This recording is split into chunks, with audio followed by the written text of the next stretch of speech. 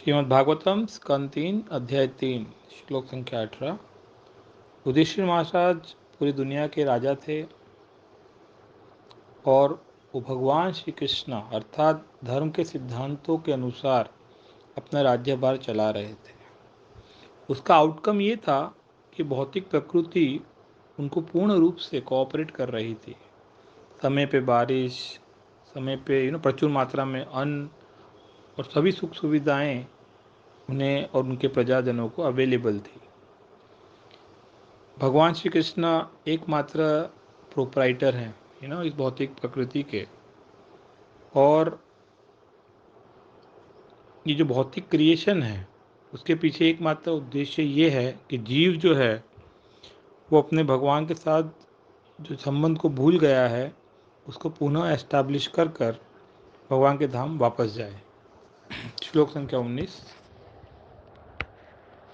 इसमें बताया गया है कि भगवान, हालांकि महाराज युधिष्ठिर राजा थे, लेकिन भगवान द्वारका में राज किया करते थे, द्वारकाधीश नाम से जाने जाते थे, और उनका राज महाराज युधिष्ठिर के राज के अंडर में आया करता था।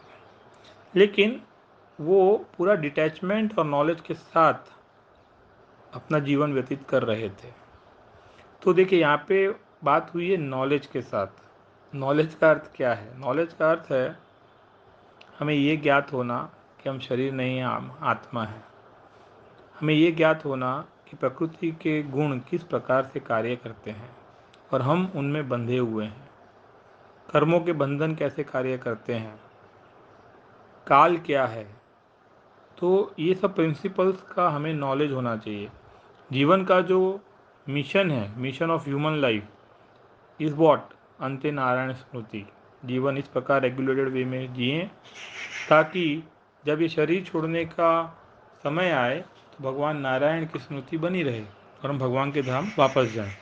इसे नॉलेज कहते हैं। और भगवान श्री कृष्ण स्वयं धर्मों के प्रिंसिपल को एस्टैब्लिश करते हुए एक रेगुलेटेड वे में द्वारका में अपना जीवन व्यतीत कर रहे थे। श्लोक संख्या 20।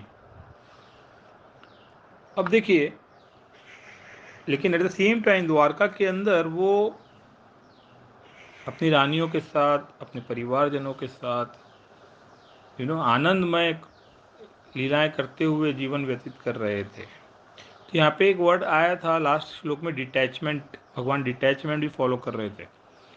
तो समझने की बात यह है कि दो तरह की प्रकृति है, भगवान की इन्फीरियर एनर्जी एंड भगवान की स्पिरिचुअल सुपीरियर एनर्जी।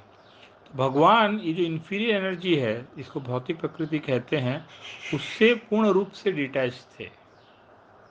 लेकिन क्योंकि उनके परिवारजन जो थे वो सब उनके क्लोज एसोसिएट्स थे, तो उनकी जो सुपीरियर एनर्जी, स्पिरिचुअल एनर्जी, उसके अंदर वो पूर्ण रूप से आनंद उठा रहे थे। ये बात हमें समझने योग्य है। हरे कृष्णा।